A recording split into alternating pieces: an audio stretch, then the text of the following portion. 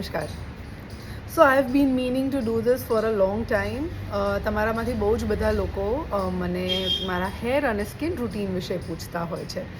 And to be very honest, હું મારા regular લાઈફમાં મારા સ્કિન અને મારા હેરને છંછેડતી નથી. But because it is Navratri and આપણે યુઝ્યુઅલી નવરાત્રિના 9 દિવસ રોજ તૈયાર થતા હોઈએ. સો હું એક નાનકડું ઘરગથ્થું રૂટીન ફોલો કરું છું and I'm going to share that with you. I hope it helps you.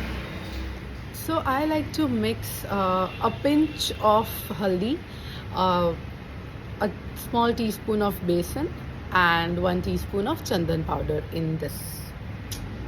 And then add gulab jal to it.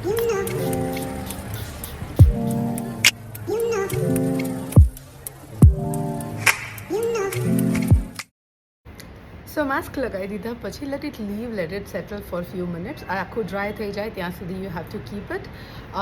Mean while I'll also give a small tip on the hair dos this Navratri.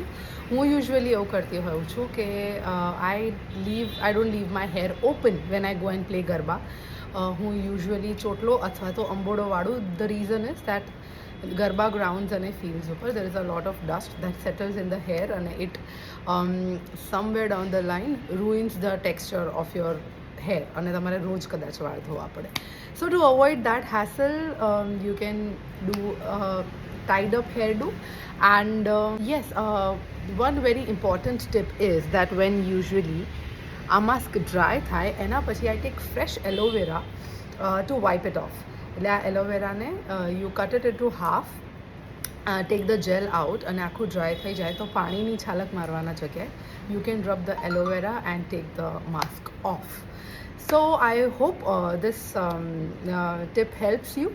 Basically આનાથી skin cleanse થાય, you get the natural glow અને to be very honest you really don't need foundation on your face. So આ બધા પ્રયોગોનો best advantage એ છે કે of course this gives you a result quickly, but આનું જે રિઝલ્ટ છે એ લોંગ લાસ્ટિંગ છે. એટલે આફ્ટર નવરાત્રિ જ્યારે બહુ જ બધા ઉજાગરા થયા હશે, જ્યારે રોજ સ્કિન ઉપર મેકઅપ થતો હશે ઓર તમે તૈયાર થતા હશો, so by the end of the Navratri even post that your skin is not going to be as much affected અને your skin is still going to glow. So yes, if you know somebody who is also like us, જે ઘરગથ્થું બધું follow કરતા હોય છે, share this with them and let me know in the comments what is the next that you want to know. Bye.